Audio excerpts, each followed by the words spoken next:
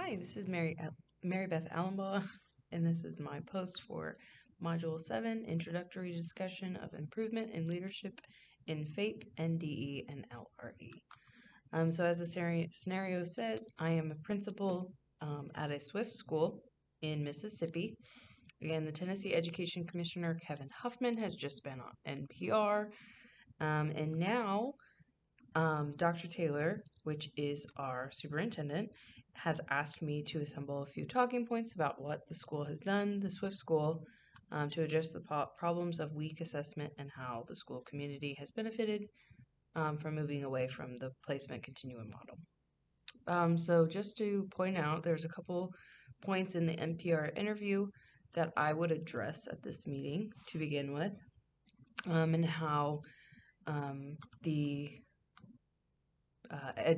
commissioner in Tennessee, Kevin Huffman, stated that there needs to be a major shift in the system, and not just be compliant, but to measure for more than just measuring compliance. You need to look at the students' performance in academics. There's also, they're not ensuring proof for academic progress. That was also mentioned in the NPR. And that students with disabilities that are held to higher standards or expectations excel.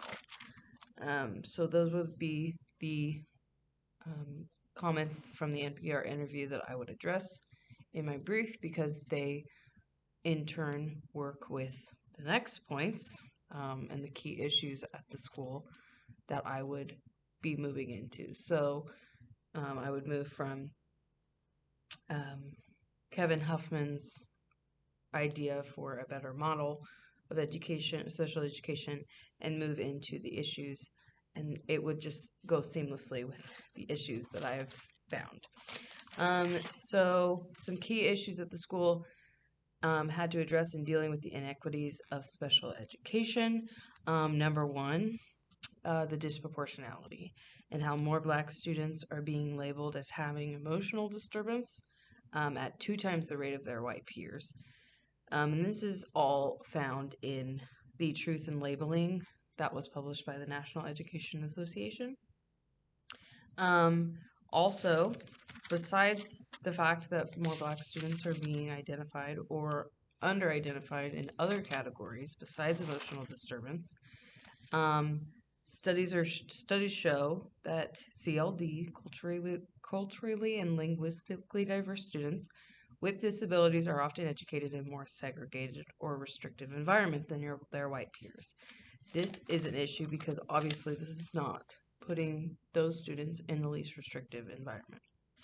Also, 55% of white students with disabilities spend 80% of the day in the general classroom, while only a third of the Black students spend 80% of the day in their general education classroom.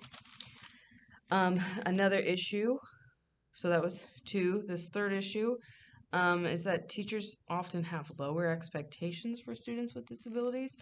Much like Megan Bombar said in her Don't Limit Me video, disability does not mean that they can't do something. And back to what Kevin Huffman said in the NPR interview, students with disabilities that are held to higher expectations and standards excel more.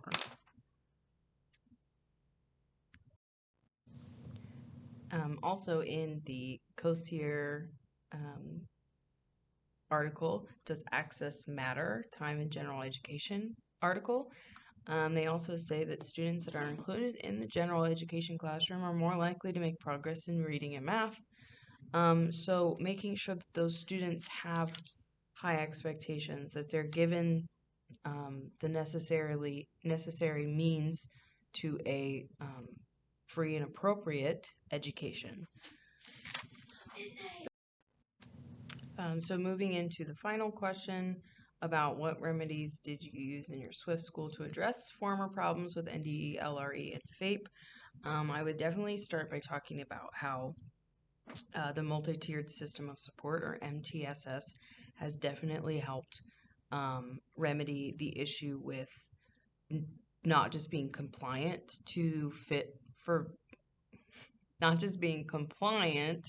but to measure more than compliance, and making sure that there's proof for academic progress.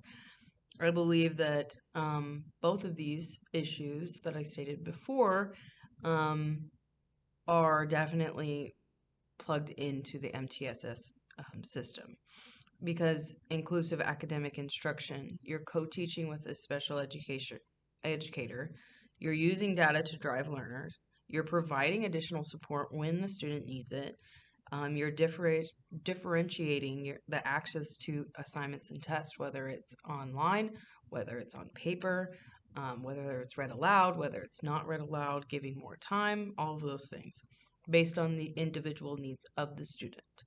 Um, and every member is working in the entire school to meet every student's instructional needs. So I believe that though that is definitely one part of the remedy, to address those issues with FAPE as well as LRE, because you're keeping those students in the classroom while providing the support that they need. Thank you.